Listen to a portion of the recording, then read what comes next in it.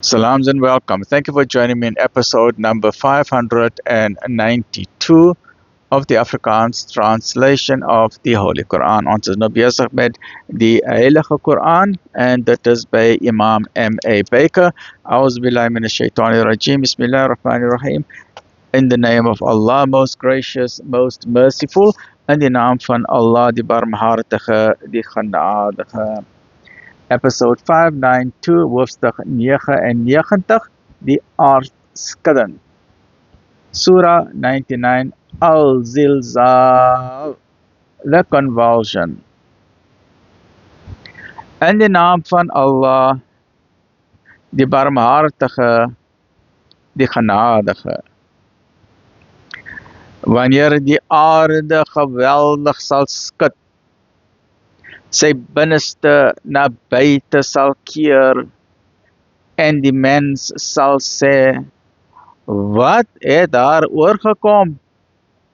Sal sy op die dag haar verhaal vertel, asof U Heer aan haar openbaar gemaak het.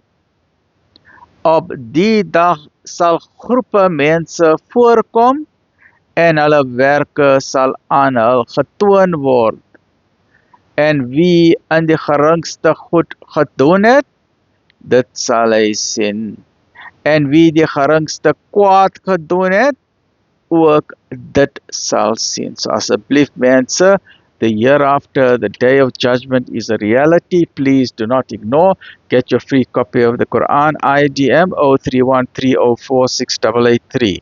IPCI 031-306-002627, MJC Muslim Judicial Council 021-6844-606, or this copy I got from Jones Yunus Musadada from Musa's Insurance Brokers, Muhammad's Hardware 012-374-6102. Lekker bly, alhamdulillah.